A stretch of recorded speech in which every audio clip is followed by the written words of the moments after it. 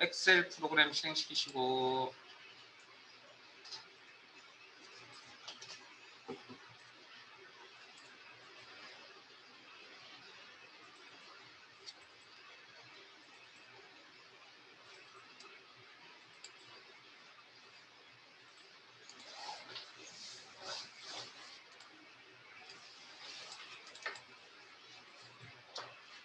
다른 통합문서 열기,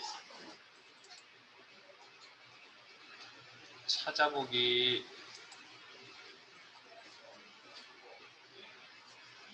문서 2021 통화 2급 과목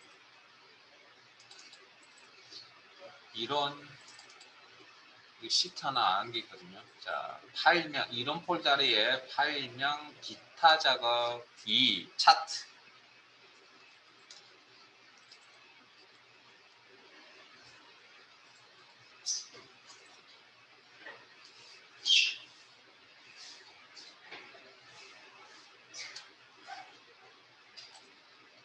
자, 파일을 위해서 쓰면 시트명 차트 3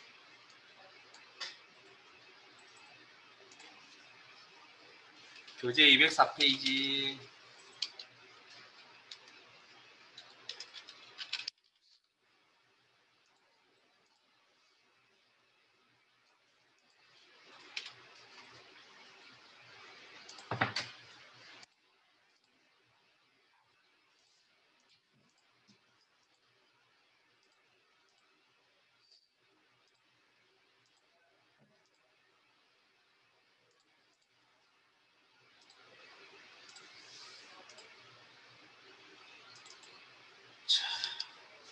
여기 메뉴 이쪽에 차트 3시트의 차트 질상, 차트를 질상에 따라 아래 그림과 같이 수정하죠.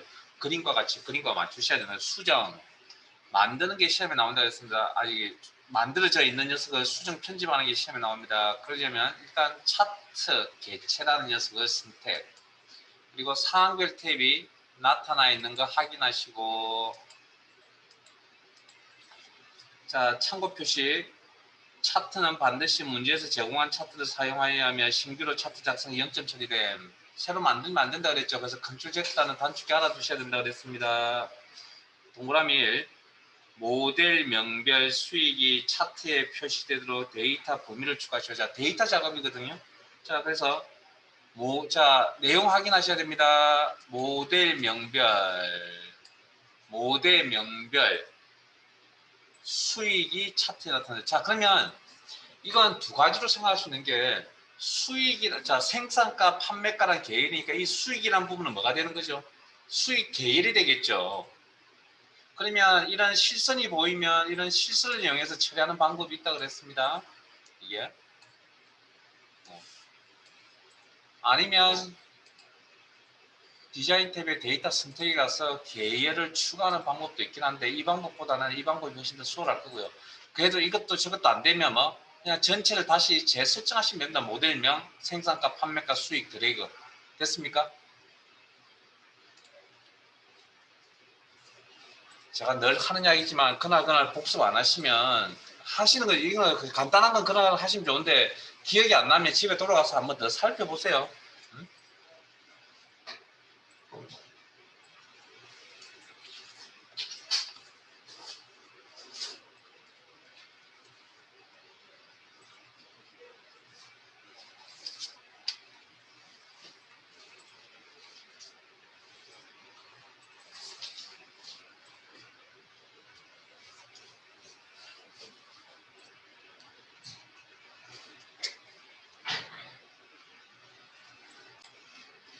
자, 그래서 지금은 이런 실수를 이용하는 게 훨씬 더 효과적이지 않을까. 자, 계열 추가라는 개념이니까. 자, 두 번째 동그라미 2갑니다. 수익 계열의 차트 종류를 표식이 있는 꺾은 선형으로 변경한 후 보조축으로 지정하고 보조 세로 값축의 최대값을 20만으로 지정하시오. 수익 계열의 차트 종류. 자, 차트 종류가 바뀌어야 되겠네요. 그러면 자, 수익이라고 하는 계열, 추가된 계열. 자, 회색 막대입니다. 제 화면 기준. 클릭하시면 계열, 수익 계열 선택 전체. 그리고 오른쪽 마우스 버튼이나 디자인 탭에 차트 종류 변경, 계열에 대한 차트 종류 변경.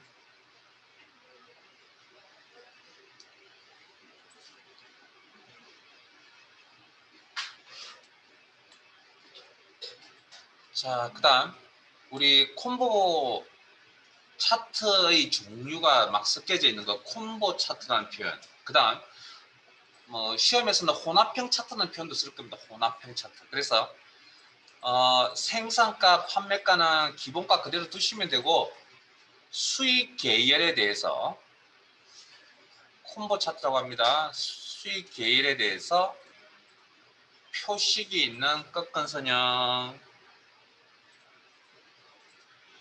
차트 종류의 이름 확인하시고 클릭. 그 다음 보조축으로 지정한다. 그럼 오른쪽에 지금 축을 2개 씁니다. 자, 차트에는 축이 기본적으로 2개 있자. 값을 다루는 축이 기본 세로축이라는 부분이 있고요. 여기 화면에 보이는. 그 다음 오른쪽에 또 축을 하나 더 나타내는 보조 세로축이라는 게 있습니다. 그래서 수익 계열은 축을 하나 더 만들어서 보조축에 있는 값을 따르도록 설정하겠다. 체크. 체크되어 있지 않으면 기본 세로축에 있는 값을 따른다. 확인 하면 이렇게 차트의 종류가 바뀌면서 보조축이 이렇게 나타나고요. 자, 보조축에 대한 값을 설정하셔야 됩니다. 그래서 보조 세로 값축이라는 거 이름 확인하시고 클릭. 아니면 서식 탭에 가셔서 현재 선택 영역 그룹에 차트 요소 목록 단추를 눌러서 보조 세로 값축 선택하시고 에 대해서 작업을 해야 된다. 근데 여기 없는 작업을 해야 된다. 그러면 선택 영역 서식이라는 걸 클릭하시거나 차트 구성 요소 선택되어 있는 상태에서 오른쪽 마우스 버튼 축 서식 해서 오른쪽에 축 서식이라는 작업창이 이렇게 나타날 겁니다. 그 다음 아이콘들이 이렇게 4가지 종류가 보이네요. 여기는 그 중에 초록 색깔로 되어 있는 게 선택 사항입니다. 축 옵션이 선택이 되어져 있고요. 초록 색깔. 그래서 그 중에 보조 설정의 최대값. 그래서 경계 최대를 최대값이라고 합니다. 네, 지금은 용어가 좀 바뀌어서 그런 거고요. 과거에는 최대값이라는 표현을 썼습니다. 이 자리에. 그 다음 20만 200 그리고 잠깐 화면 잠깐 보실래요? 여기 콤마 이렇게 들어가시면 안 됩니다. 그게 문제 있는 콤마는 동그라미의 개수, 즉 숫자의 자릿수가 요만큼 됩니다라고 표시를 해두는 거지 실제 그걸 입력하라는 이야기는 아닙니다. 그리고 요 작업창에 어떤 값을 입력하시고 마무리는 엔터. 마무리는 엔터. 동그라미 3번 수익 계열에서 가 023 수익 계열. 자, 이거 꺾은 선형 차트로 구성이 됐죠. 작업창은 필요 없으니까 일단 좀 닫아버릴게요. 오른쪽에 나타나 있네요. 창, 작업창. 그대로 두셔도 상관은 없습니다. 저는 일단 닫아버릴게요. 자, 3번 수익 계열에서 수익 계열 선택하셔야겠네요. 작업의 대상이에요. 수익. 그러면 꺾은 선으로 구성되어 있는 이건 어떻게 계열을 선택하냐면 선을 클릭하시든지 클릭. 해제는 아무것이나 클릭. 그 다음 아니면 이런 표식을 클릭하시든지 제 화면 보고 계세요? 표식을 클릭하시든지 이렇게 그러면 계열 선택이 됩니다. 레이블 데이터 레이블 값 표시 데이터 레이블이라는 게 차트 구성 요소 중에 하나입니다. 차트 구성 요소 추가는 디자인 탭에 차트 요소 추가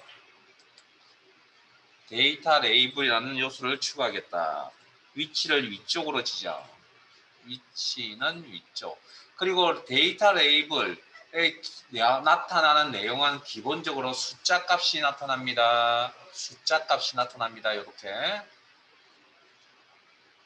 네 번째 동그라미 4 세로 갑축 제목은 여기에 있는 갑축 세로 갑축 제목 차트 구성 요소 중에 하나입니다. 차트 구성 요소 추가는 디자인 탭에 차트 레이아웃에 차트 요소 추가 목록 단추 눌러서 축 제목 중에서도 기본 세로. 자, 특별한 말을 하지 않으면 이건 기본 세로입니다. 기본 세로. 그리고 이렇게 그림과 같이 입력하시오. 자, 일단 엔터.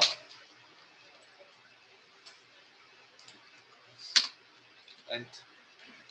아니면 I자 모양의 마우스 포인트이면 클릭을 치우시고 단가 빠져나올 때 ES 시키. 자, 근데 문제가 생겼네요. 이거의 방향이 어떻게 되죠? 지금 이건 방향이 수직 방향으로 이렇게 작성이 되어 있는 거잖아요. 이거 조정하는 거 제가 아마 보여드렸을 겁니다. 홈 탭에 텍스트 방향, 텍스트 방향.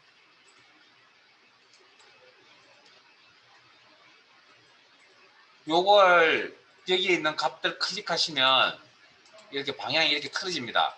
근데 여기에 초록 색깔로 나타나죠. 이 초록 색깔이 없어야 됩니다. 그러니까 초록 색깔로 되어 있는 값을 클릭하시면 기본 방향이 가로 방향으로 이렇게 나타납니다.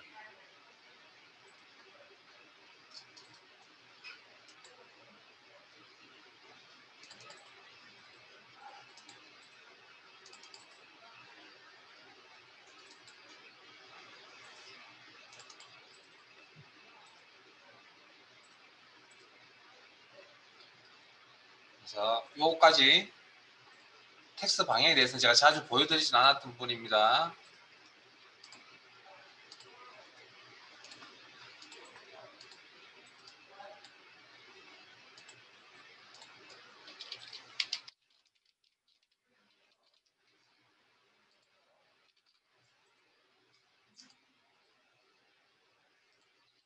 자, 다시 한 번 더. 텍스트의 방향을 조정하는 건 요거 가지고 조정합니다. 요거. 물론 제 화면 보실래요? 서식창을 열어서 텍스트 작업창에서 서식 작업창에서 텍스트 옵션 그 텍스트 상자의 방향, 텍스트 방향 여기서 이용하는 방법도 있습니다. 근데 이건 너무 귀찮고 불편하니까 어쨌든 두 가지를 지금 다 보여드릴게요. 그래서 근본적으로 텍스트의 방향을 트는 건 여기서 하시면 됩니다. 근데 작업창을 열어서 텍스트 옵션에 가서 이렇게 작업하는 방법도 있다.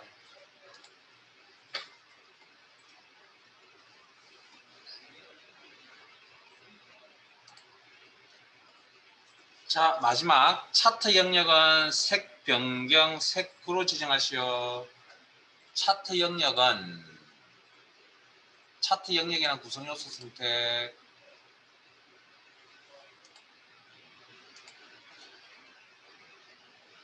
색 변경, 색구로 지정. 이게 뭐냐면 디자인 탭에 색 변경, 이것도 따로 다루진 않았죠. 색 변경, 색 변경, 요거. 지금 디자인은 이대로 쓰고요. 색깔만 전체적인 색깔만 바꾸겠다. 그래서 마우스 포인트 올리시면 이름이 이렇게 다 나타납니다.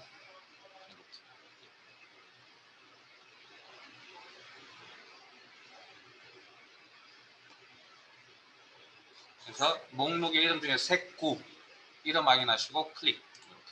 디자인은 그대로 쓰는데 이렇게 색만 전체적인 색깔만 바꾸겠다. 작업이 끝났죠? 저장. 작업창은 열려져 있을 때고 열려져 됩니다.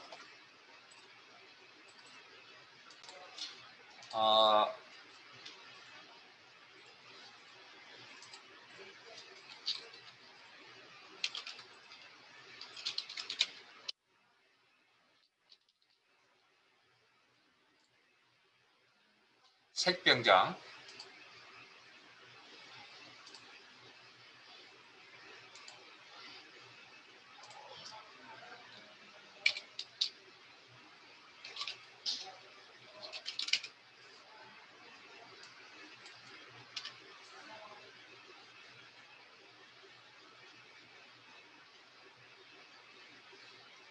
축 제목.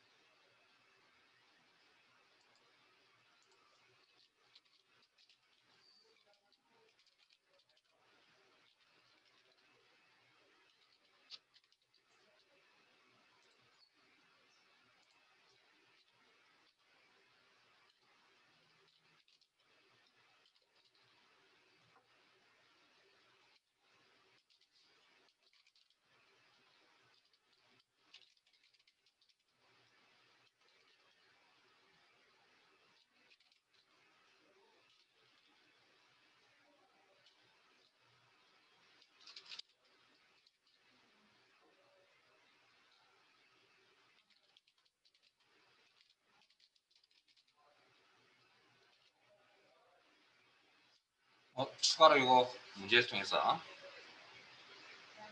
어찌됐든 전체적인 이야기는 여기 안에 다 있다라는 이야기입니다. 예? 찾는 게 문제죠. 그러니까 이건 문제를 좀 많이 푸시면서 기출 문제 같은 것들 많이 푸시면서 그 기능들이 여기 있는지 좀 빨리 익숙해지게끔 만드셔야 되고요. 이건 어려운 내용은 없습니다. 그 다음 서식 대화 상자를 열어서 작업창을 열어서 여기에서 다 찾아보면 있습니다. 근데 이게 어디에 뭐가 있는지 지금 아직까지 익숙치 않으니까 이제 문제가 되는 거죠. 이제 크게 보시고 문제를 통해서 디테일하게 손에 익숙하도록 준비를 좀 하시기 바랍니다. 이렇게 해서 일단 전체적인 크말 2급에 대한 내용은 마무리하도록 할게요. 자, 파일 탭에 열기, 찾아보기. 자, 폴더 바꿉니다. 2021 이론. 자, 여기가 열기창 주소창이라고 그러는데 주소 목록 단추 눌러서 가운데 있는 목록 단추 누릅니다. 그리고 앉으신 자리에 연습 문제 2021년이라고 되어 있는 폴더명이 보일 겁니다. 클릭. 그리고 2급 엑셀 A형 2급 A형 소스.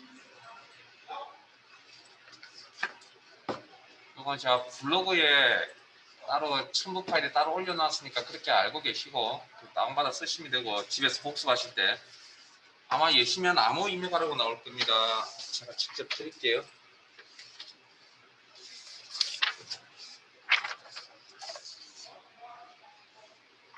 아니 두 장.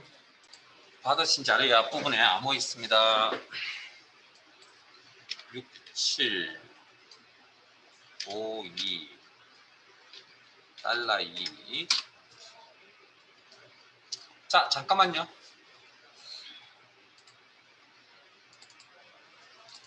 그 유의사항이라는 부분을 읽어보라고 숙제를 내드리면 잘 안 읽어보시는 것 같아서 제가 빨리 읽어드릴게요. 자, 인적사항 잘못 기입하면 불이익 당한다. 이건 너무나 잘 아는 내용일 거고. 그 다음에 암호 입력은 우리가 시험이 상시시험, 정기시험 두 가지 경우가 있다고 했잖아요. 실기시험은. 근데 이건 정기시험일 때만 암호 설정합니다. 저기 상시시험장에 가시면 자, 시험 시작하세요. 그러니까 입실하면 뭐 여러분들 확인하고 확인 절차 거치고 컴퓨터 이상 요구 마우스 키보드 다 체크하고요. 그리고 해서 이상 없으면 시험 시작 시점이 딱 되면 시험 시작하세요라고 하는 말이 딱 떨어지과 동시에 파일이 여러분 화면에 딱 나타납니다. 나타나는데 뭐가 문제냐면 이 작업 표시줄이 안 보입니다. 엑셀 프로그램으로 모든 게 다 덮여져 있고요. Alt 탭 이런 거 안 먹힙니다. 엑셀 프로그램만 딱 쓸 수 있다고요. 무슨 말인지 알겠습니까? 그래서 암호는 상시시험장에서 암호는 굳이 필요 없고요. 그 다음에 작성된 답안은 주어진 경로 파일명을 변경하지 말고 그대로 저장해야 돼요. 그러니까 컨트롤 S만 계속 누르시면 됩니다. 우리는 다른 이름으로 저장하는 거 필요 없습니다. 그 다음에 우리 작업했던데 저기 기능 중에 텍스트 파일 가져오는 거 기억나세요? 네? 텍스트 파일 가져왔다는 문제. 그때 그 파일의 위치는 여기 있다는 거죠. 혹시나 위치가 간혹 정말 뭐 100에 한 번 정도 위치가 틀리게 나올 수도 있습니다. 그러면 여기 찾아가시면 됩니다. 이게 문제에 나와 있으니까. 원래 정상적으로 다 뜨거든요. 그 다음에 지시사항 없을 경우에 다음과 처리하면 실격 제재다. 시트명, 시트나 개체 순서 이름 임의로 바꾸거나 시트 개체 임의로 추가 삭제한 경우. 결국 이건 무슨 뜻이냐면 지시하는 거 외에는 하지 말라는 이야기입니다.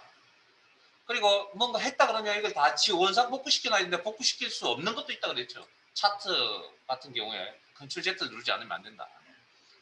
그다음에 지시한 요구한 셀에 입력하여야 하며 뭐 다음과 같이 처리 대상에 채점 대상이 제외된다. 수험자가 임의로 지시하는 셀 이동을 삭제, 변경. 그러니까 이게 다 그런 이야기들입니다. 그런 이야기들. 됐습니까? 뭐 시트가 여러 개 존재한다. 그럼 시트가 발생하는 여러 개 있으면 그거는 뭐 일단 채점 대상이 아니라는 겁니다. 수식 작성 시 문제 파일의 데이터는 변경 가능한 데이터임을 감안하여 문제 풀이를 하시오.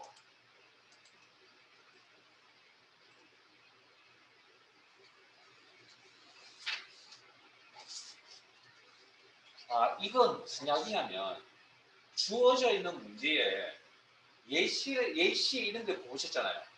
예시, 표시형, 표시예 이런 문제 내용을 보셨잖아요.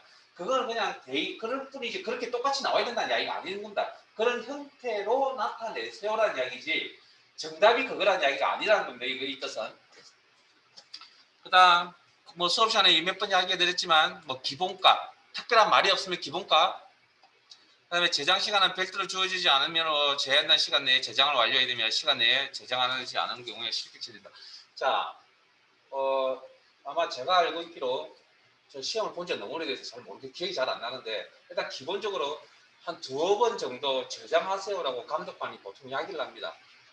끝날 무렵에 한 5분 전이나 이쯤 되면 꼭 한번 콜을 해줍니다. 저장하시라고. 근데 우리는 문제 풀이할 때 뭐 사이사이에 컨트롤 S 누르라고 제가 말씀드렸죠. 그 다음에 버전이 16버전이니까 16버전 기준으로 오피스 16버전 기준으로 문제가 출제가 된다는 거죠. 그래서 다시 한 번 더 읽어보시고 시험장에 가서 굳이 읽어보실 필요까지는 없지만 시험장에 가시기 전에 미리 한번 읽어보시라는 이야기입니다. 자, 다음 페이지 1번 5분 드릴게요. 빨리 입력하세요. 여기는 그냥 보이는 그대로 입력하세요. 뭐 퍼센트라든지 슬래시라든지 그냥 50.00% 이렇게 직접 입력하시면 그냥 그대로 나옵니다. 그냥 그대로 입력하세요.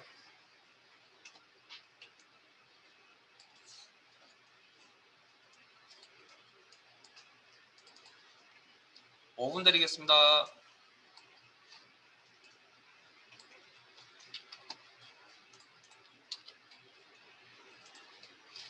서식까지 같은 거 꾸밀 필요 없습니다. 그냥 직접 다 그대로 똑같이 입력하시면 됩니다.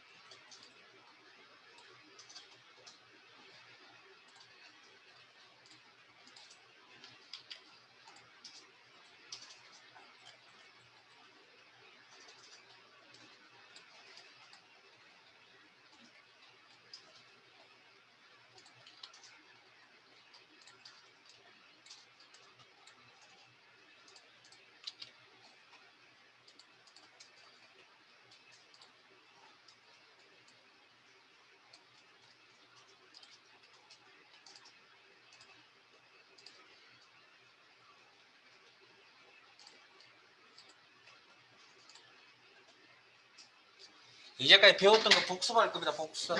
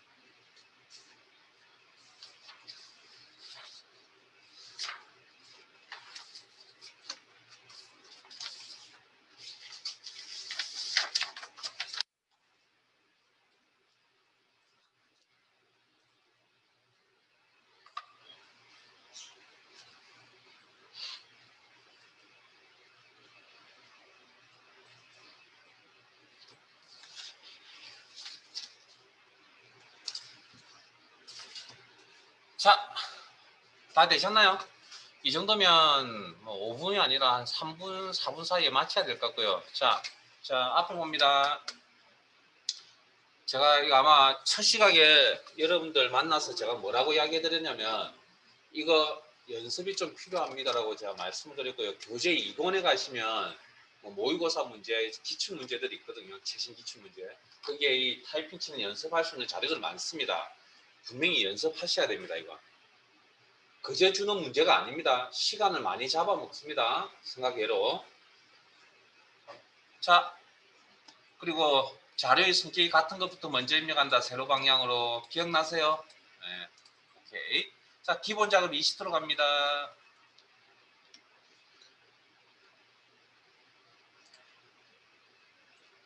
자, 하시는 내용들 중에 균형이 잘 기억이 안 난다. 체크해 두셨다가 꼭 확인하셔야 됩니다.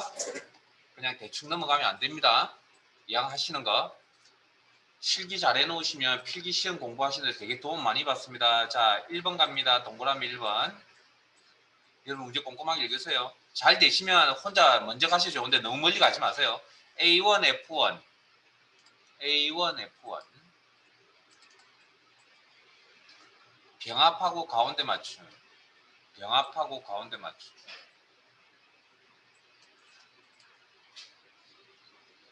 맑은 고딕. 글꼴리던 맑은 고딕. 위에 있는 거 이용하셔도 되고 아니면 아래쪽에 있는 맑은 고딕을 입력을 하셔도 되고 아니면 직접 오타 없이 직접 입력하셔도 되고 직접 입력하셨던 엔터. 글꼴 크기 16. 자, 그 옆에 글꼴 크기 16. 글꼴 스타일이라는 용어는 셀스식 대하상자 안에서 보셨고 셀스식 대하상자를 표시하는 단축키는 컨트롤 1이라고 그랬습니다. 이게 안에서 글꼴 스타일 굵게 기울이고 합쳐놓은 건데 이건 굳이 여기 들어오지 않더라도 굵게 여기 있죠 화면상에 굵게 밑줄은 목록 단추 달렸네요. 그럼 확인해 봐야 되겠네요. 이중 밑줄, 이중 실선, 이중 밑줄 같은 표현입니다. 이중 밑줄, 이중 실선 같은 표현입니다. 자, 동그라미 2번 A4, A6, A7, A9, B4에서 B6, F4에서 F6, 7, F7에서 F9 떨어져 있는 범위를 이야기하네요. A4에서 A6 선택. 그런 다음 왼쪽 컨트롤 키 누릅니다. 떨어져 있는 셀 범위 선택하기 위해서 A7에서 A9, B4에서 B6, 합치도 있고 F4에서 F6. 아, 잠깐만요. 제가 지금 잘못 선택했습니다. 이렇게 잘못 선택하면 제 화면 봅니다. 잘못 선택하면 어떻게 해야 된다고요? 처음부터 다시 기본 영역, 왼쪽 컨트롤키, 인성점수, 출석률, 그 다음에 최저점 90점 범위, 30점 범위. 제가 잘못 읽었습니다. 이렇게 선택하시고 병합하고 가운데 맞춤, 병합하고 가운데 맞춤의 명령 단축 클릭. 제대로 안 됐네요. 한 번 더 클릭. 그 다음 A3에서 F3 영역은 셀 스타일 강조세고 셀 스타일이 있습니다. 셀 스타일 여기 셀 스타일 강조세고 잘 기억 안 나시면 저하고 같이 가세요.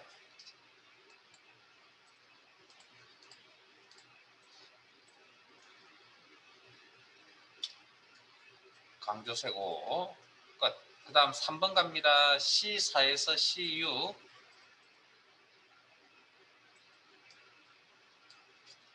사용자 지정 표시 형식을 이용하여 문자 뒤에 % 표시에 다 표시하시. 이거 우리 교재에 있었던 문제인 줄 알고 계세요?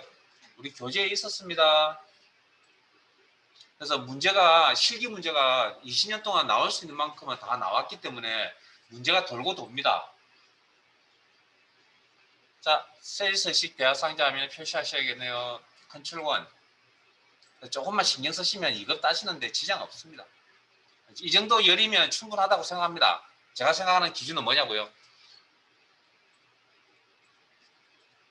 수업을 결석지각 조퇴 없이 열심히 오신 분들은 제가 보기에 한두 번이면 충분하다고 생각합니다. 그건 제 나름대로의 판단인데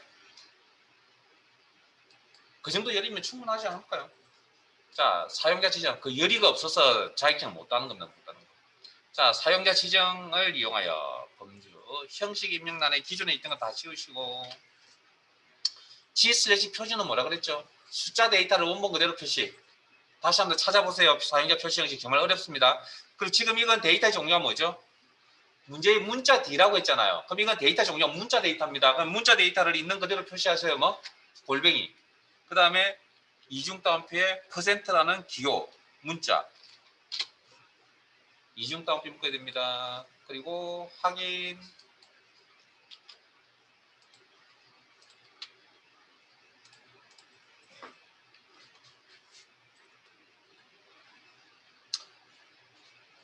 자, 4번 D4에서 D9, D4에서 D9 이 영역의 이름을 배점으로 정의하시오. 우리 아마 요거 처음에 세일스 시갈 때 이름 정의, 그 다음에 시나리오 관리자 작업하실 시나리오 작업하실 때 이름 정의.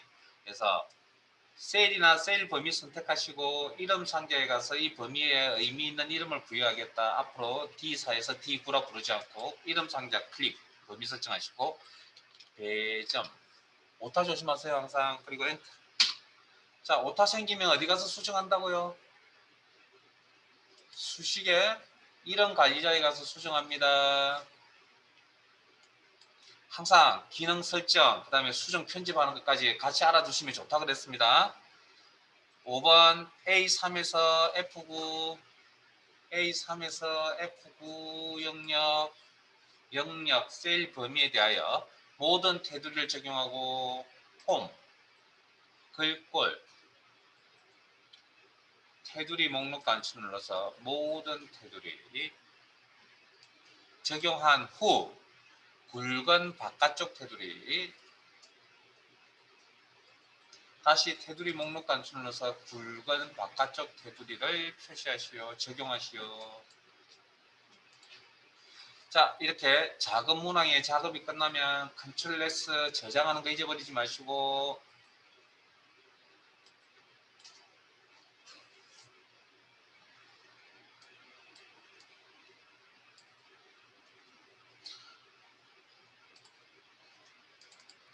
기본 작업 3 시트에서 내용 한번 읽어보실래요? 여러분들 한번 읽어보세요.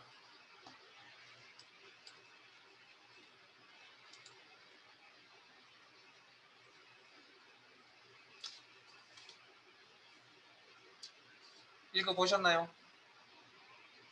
이것도 우리 교재에서 했던 거 알고 계세요? 네? 제 화면 보실래요? 여러분 제가 복습만 열심히 잘하시면 시험 무조건 합격이라고 제가 말씀드렸던 게 왜냐하면 교재에 있던 내용이 그대로 고스란히 시험에 나올 겁니다. 물론 데이터는 틀리겠죠. 이게 기본 작업 3파일이거든요. 조건부 서식. 그때 이런 작업 하셨습니다. 이런 작업. 기본 작업 3시트.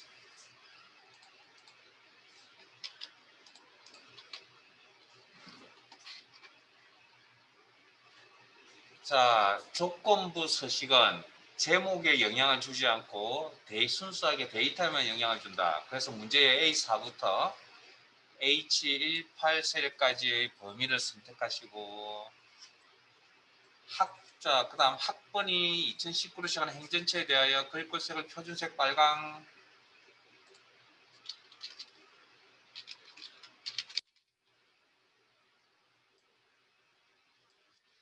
로 지정하는 조건부 서식 장에서 레프트 함수 사용 다음 규칙 유형은 수식을 사용하여 서식을 지정한 셀 결정을 사용하고 한 개의 규칙만으로 작성하시오. 자, 이거 수식으로 이용하는 겁니다. 시험에 좀 쉽게 나오면 여기 있는 셀 강조 규칙이나 상하이 규칙에서 설정하세요라는 문제가 나올 수도 있습니다.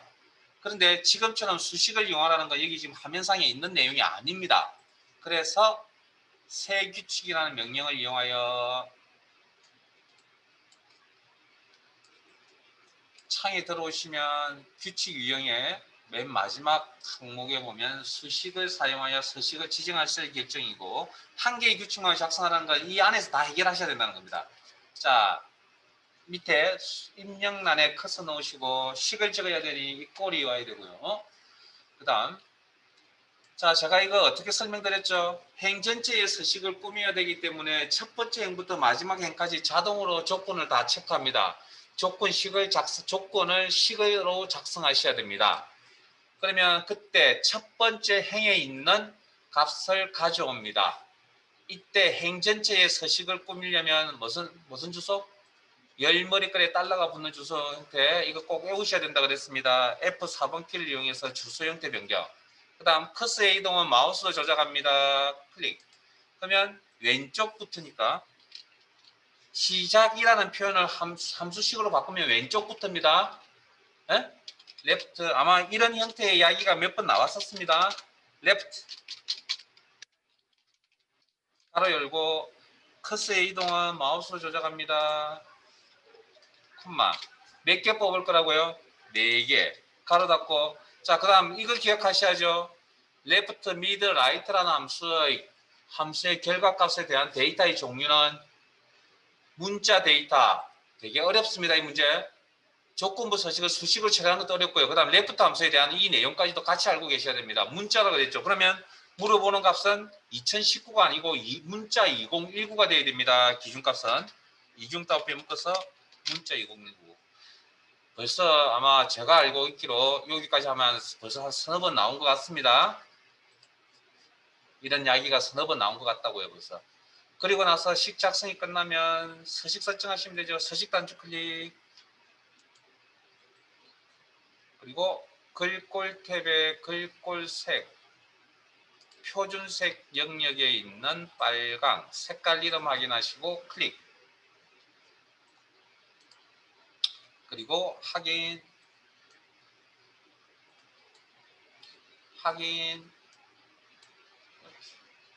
그러면 검토까지 가능하다 그랬죠. 2019라는 학번이 2019로 시작하는 것에 대해서 행전지 서식이 바뀐다. 됐죠? 작업이 끝났습니다. 저장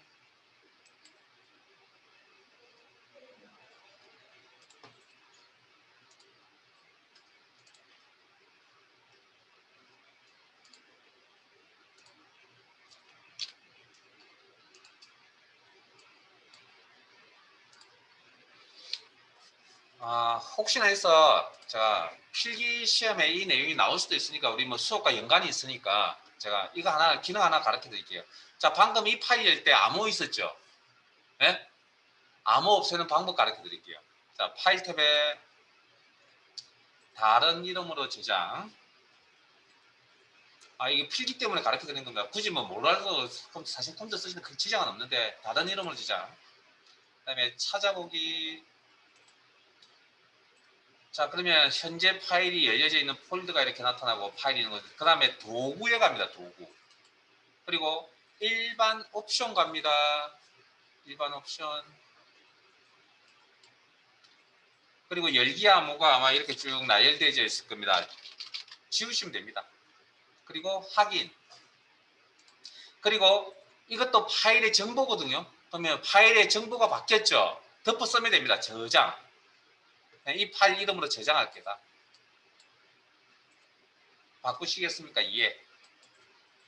그러면 여러분들 하지 마시고 제 화면 보세요.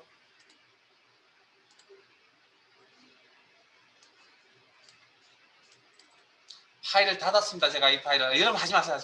그냥 제 화면 보시면 됩니다. 자, 열 때 최근에 사용한 항목 2급 A형 파일 열 때 암호 안 물어봅니다. 이제 암호 지우는 방법입니다. 아마 2급 시험에 나올 수도 있는 내용입니다. 필기 시험에. 자, 분석 작업 1로 계산 작업으로 갈까요? 예, 끝났으니까 계산 작업. 자, 문제 2번에 1번. 이것도 우리 교재에 있었던 내용이죠. 한번 도전해 보세요.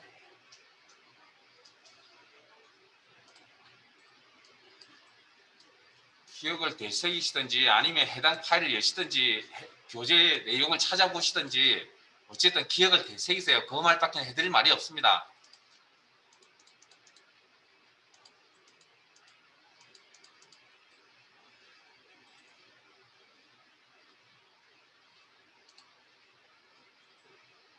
함수는 공부 안 하면 답 없습니다. 뭐 아예 알든지 모르든지 둘 중에 한 개입니다. 이거 있었죠.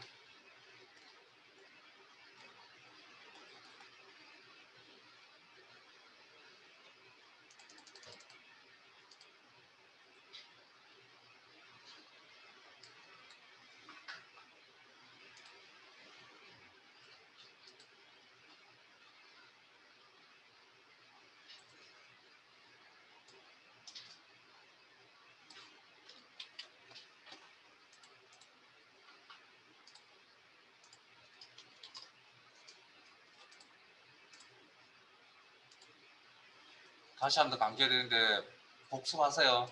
응? 그 말밖에 해드릴 말이 없습니다. 잘 안 되는 기능은 복습하셔야 됩니다.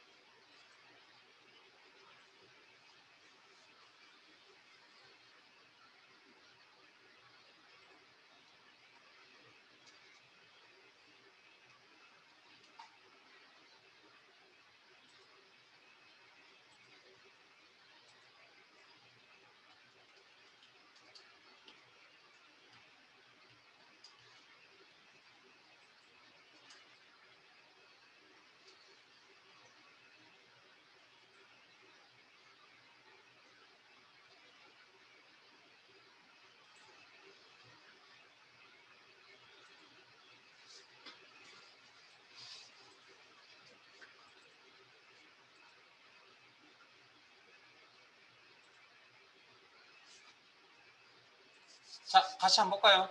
자, if 함수는 조건의 결과 true입니까, false입니까? true일 때 값표시, false일 때 값표시를 내주는 함수이고 weekday는 특정 날짜에 해당하는 요일의 위치값을 표시해 준다고 그랬습니다.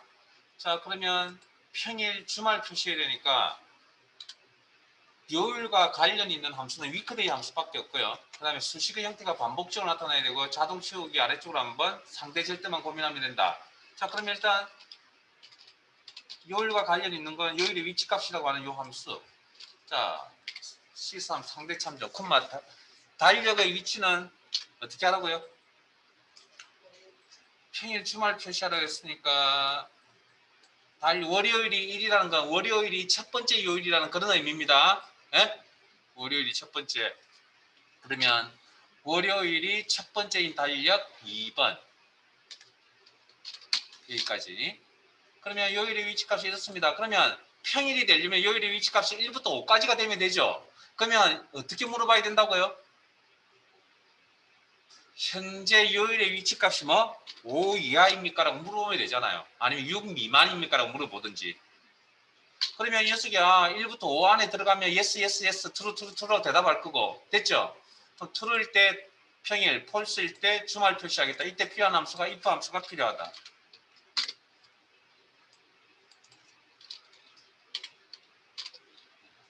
자, 지금 이렇게 수업 진행하는 건 여러분들 열심히 함수 공부를 했다는 가정하에서 수업 진행하는 겁니다.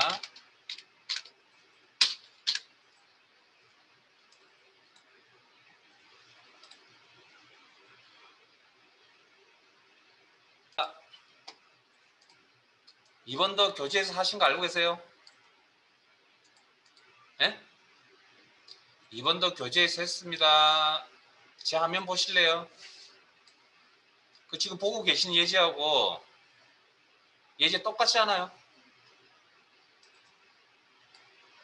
해보세요. 기억을 되새겨가면서 아니면 예제 찾아서 한번 해보세요, 여러분들. 제가 바로 쓰면 안 해드릴 겁니다. 그러니까 기억이 어쨌든 임팩트를 좀 남겨야 되기 때문에 그냥 계속 풀이만 해드릴 수는 없습니다. 여러분들 고생을 좀 하셔야 됩니다.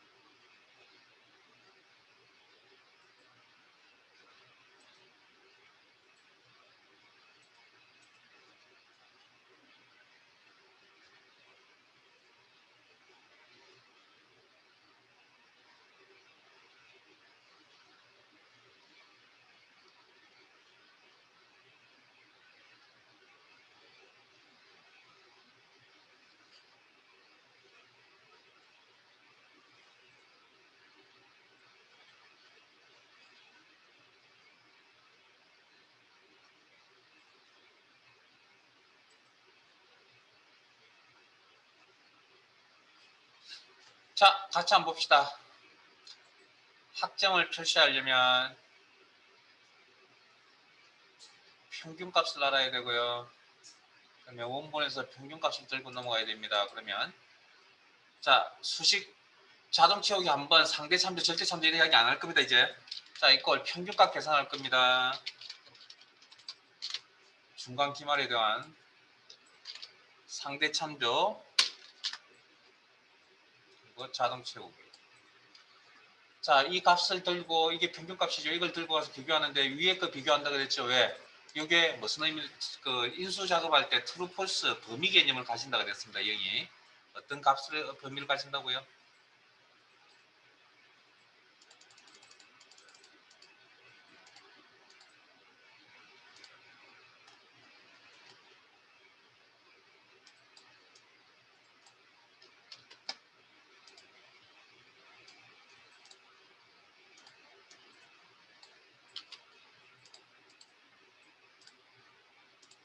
이런 의미를 true가 되면 이런 의미를 가진다고 그랬습니다. 그리고 기준표에서 데이터를 가져옵니다. V로그나 H로그 비교하는 방향이 수평 방향입니다. H로그를 이용하여 H로그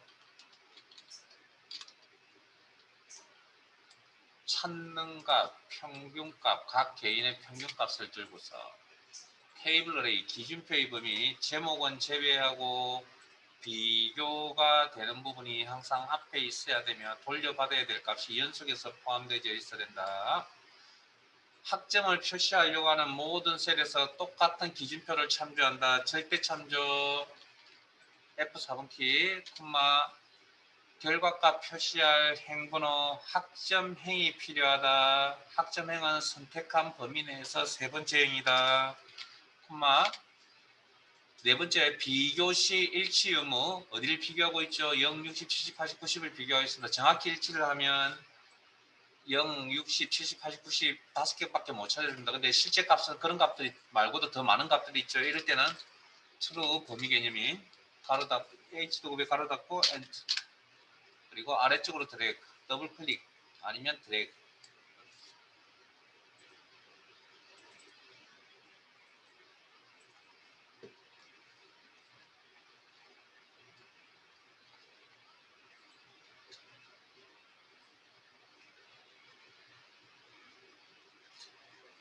3번 갑니다.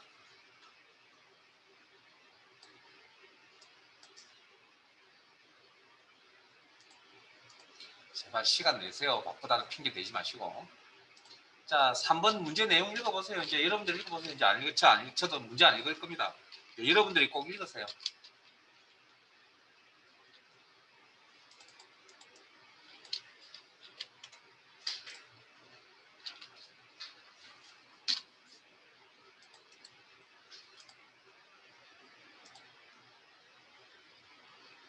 다음 페이지에 넘어가셔서 읽어보시고.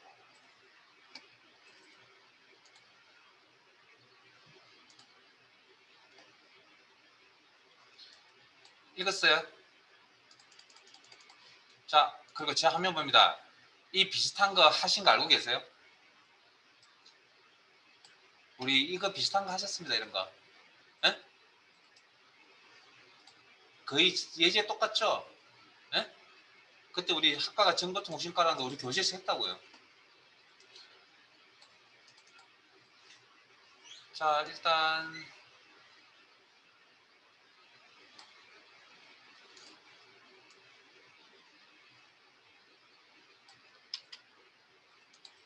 주어진 함수는 데이터베이스 Daverage 데이터베이스에서 조건에 맞는 레코드를 대상으로 특정 필드의 평균값을 계산한다. 데이터베이스 첫 번째 인수 데이터베이스 셀 범위 계산할 필드명 셀 주소 조건 범위. 자, 그다음 조건이 뭐죠? 라운드는 반올림. 조건이 경영학과죠. 네? 경영학과. 그래서 무슨 함수? D average라는 함수를 써야 되겠네요. 조건 한 개에 대한 평균을 계산하겠다. 자, 그 다음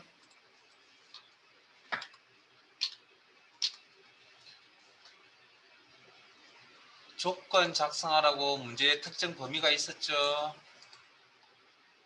네? 그러면 그 범위에 조건 작성하시면 되고 최대한 복사 붙여넣겠습니다. 학과 필드명 복사 셀 선택 붙여넣기 그냥 모두 붙여넣기 하시면 됩니다. 컨트롤 V. 그 다음에 경영학과 복사 셀 선택 붙여넣기.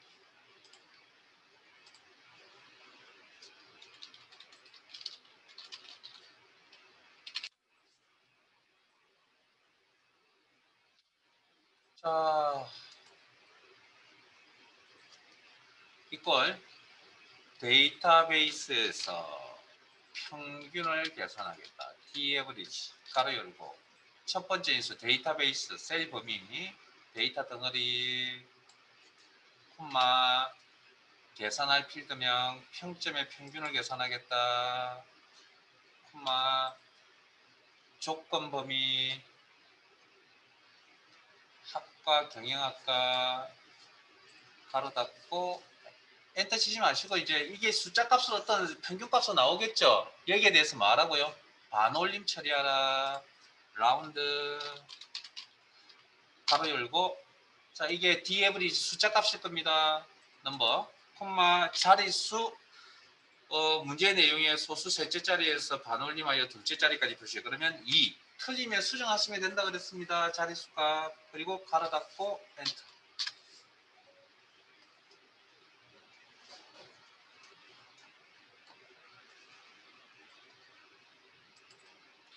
4번 갑니다.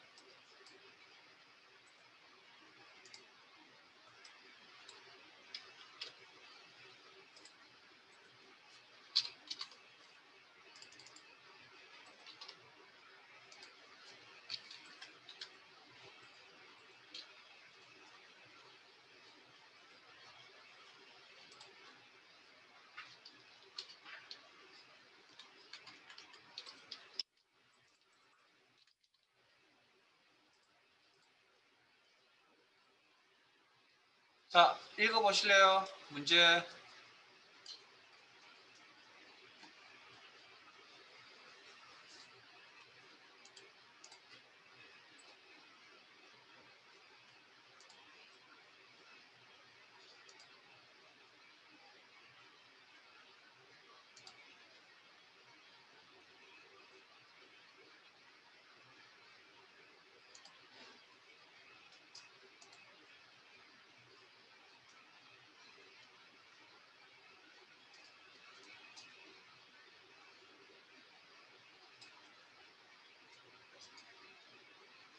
이것도 이 문제도 똑같진 않지만 기준값이 80점 이상이라 해서 우리 했던 문제가 있습니다. 이것도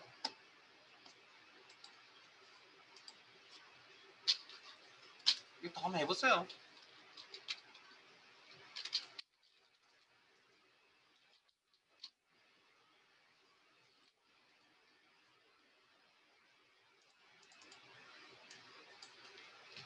우리 교재에서 웬만한 종류별로 다 했던 것들입니다. 시험에 나올 수 있는 내용들.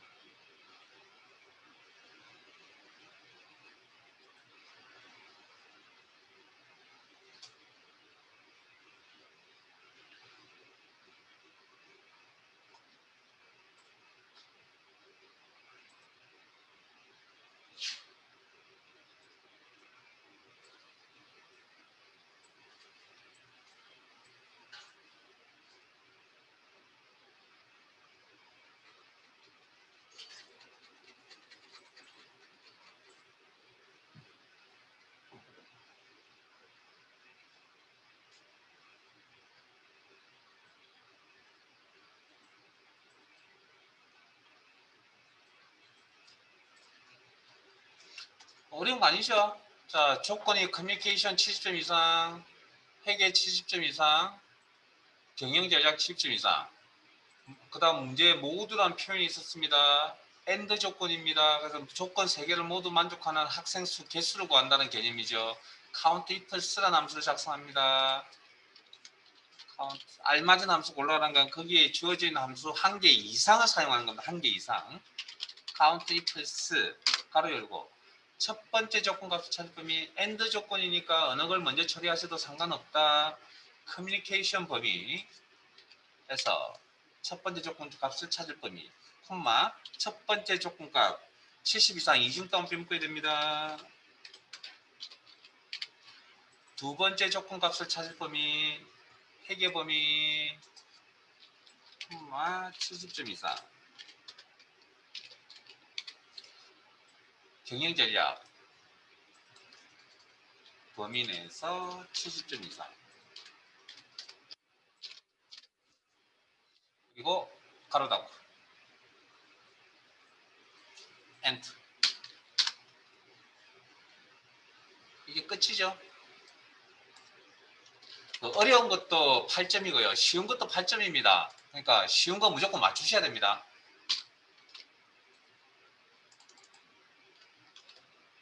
배점이 그렇다고요. 자, 5번 문제 한번 읽어보시고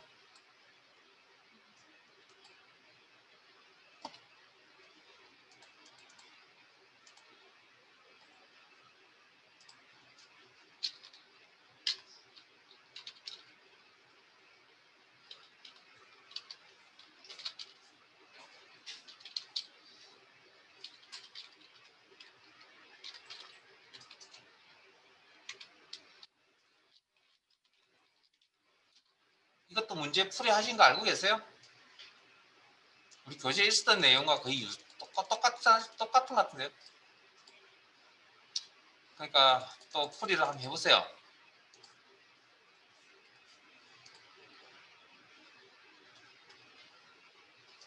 앞에서 한 적이 있습니다.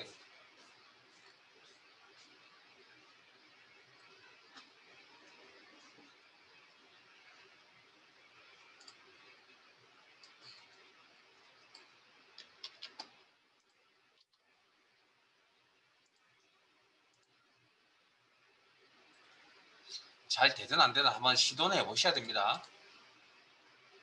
그래야 다음에 똑같은 문제는 이제 다음 문제 똑같은 문제 나왔을 때 이제 어떻게 할 겁니까? 이제 그때는 뭐라 말 못 하잖아요. 이제 공부 안 했다. 그건 뭐 핑계일 뿐이죠.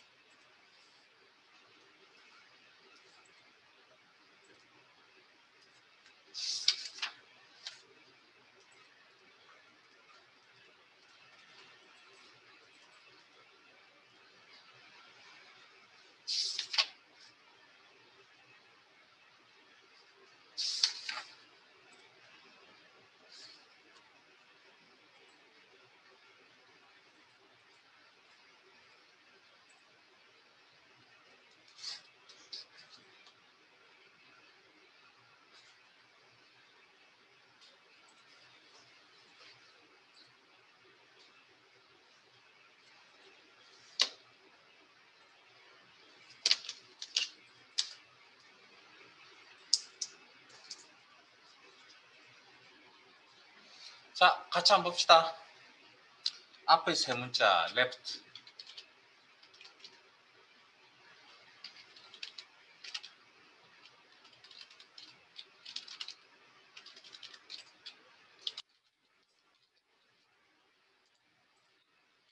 세 개를 뽑아서 문제 내용 전체를 읽어보셨다면 이게 뭘로 되어 있다고요? 첫 글자만 대문자, 나머지는 소문자. 프로퍼.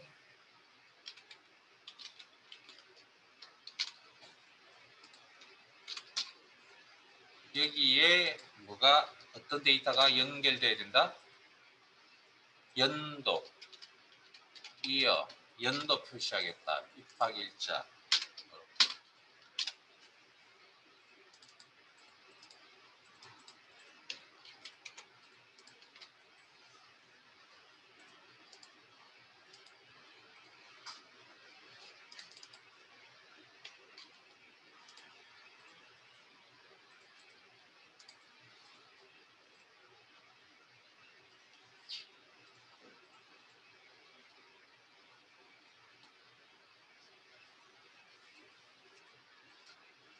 자, 분석 작업 1로 가겠습니다.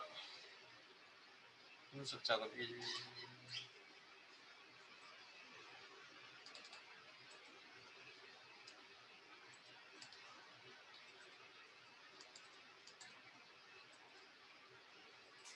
문제 한번 읽어보실래요?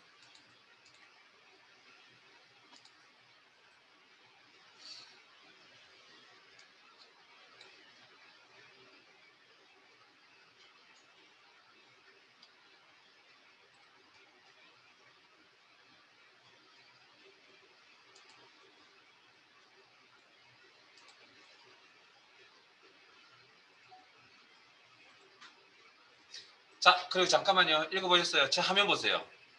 이 문제도 교재에 있었습니다. 그때 최소값 계산하고 평균 계산한다는 이야기죠. 그럼 지금 여기는 최대값 계산하고 뭡니까? 평균 계산한다는 이야기죠. 교재에 있었던 내용입니다. 있었네요. 그래서 제가 수업에 내용만 열심히, 교재 일구만 열심히 하시면 합격하는데 지장 없다고 말씀드렸던 게 이런 내용들 때문입니다. 해보세요. 이것도 했던 내용이니까 똑같잖아요. 더 이상 제가 뭐 설명드릴 만한 내용이 없을 것 같은데.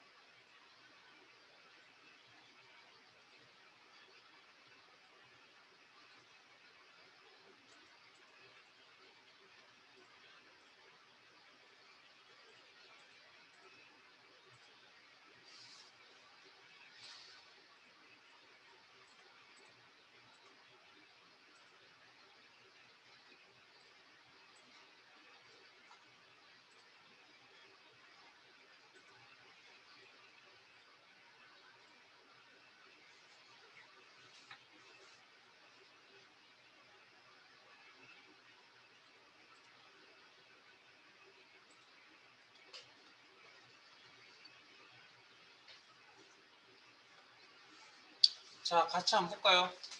부분합을 적용하려면 관심의 대상인 필드가 정렬되어져 있어야 된다. 그러면 정렬하려면 데이터베이스 선택, 데이터 탭에 정렬 필터 그룹의 정렬, 그리고 학과 필드에 대해서 오름차순 정렬 확인. 그런 다음 부분합 정보를 표시하겠다. 데이터베이스를 이용한다. 데이터베이스 선택, 데이터 탭에 윤곽선 그룹의 부분합,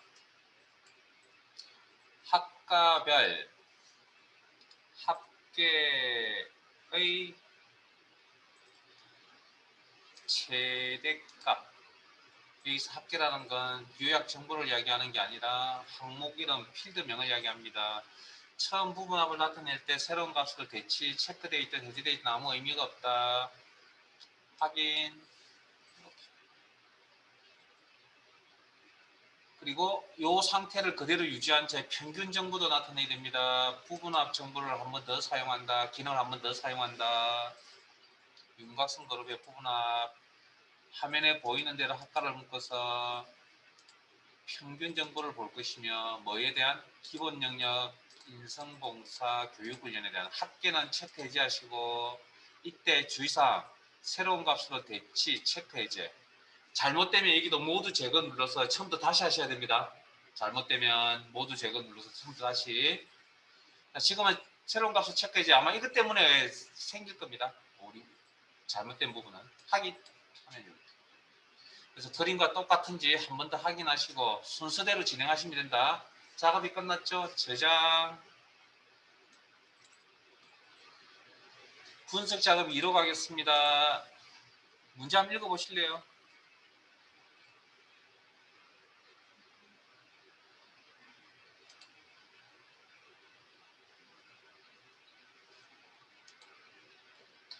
이것도 하신 거 알고 계세요? 우리 교재에 있는 문제가 거의 똑같다는 거 알고 계세요? 화면 보실래요? 이런 비슷한 이야기를 했어. 이런 자료. 물론 데이터가 약간 틀리잖아요. 그거 빼놓고 나면 다 똑같다고 이거. 이것도 한번 해보세요.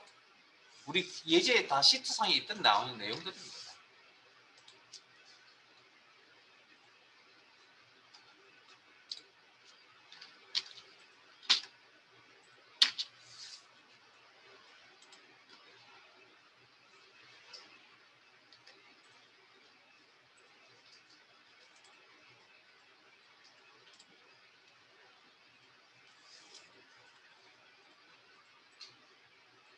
이건 오래 걸리면 안 되죠.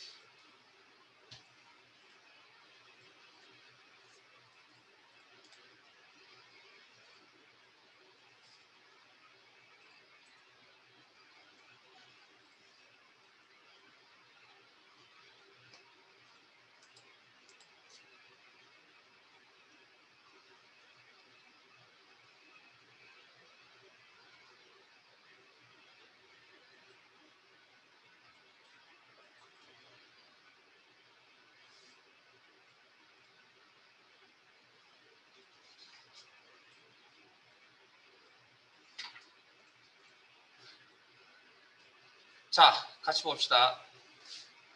이건 조금 우리 교재에 있던 문제가 조금 다른 점은 뭐냐면 요 학과의 위치가 조금 다릅니다.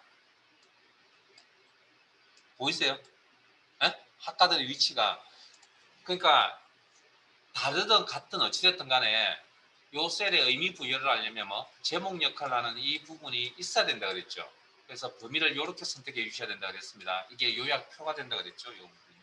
요런 요약 집계표를 나타내는 기능을 기본적으로 통합이라고 합니다. 이렇게 원본이 산재되어져 있는 곳에 대한 데이터 탭에 범위 설정, 데이터 탭에 데이터 도구의 통합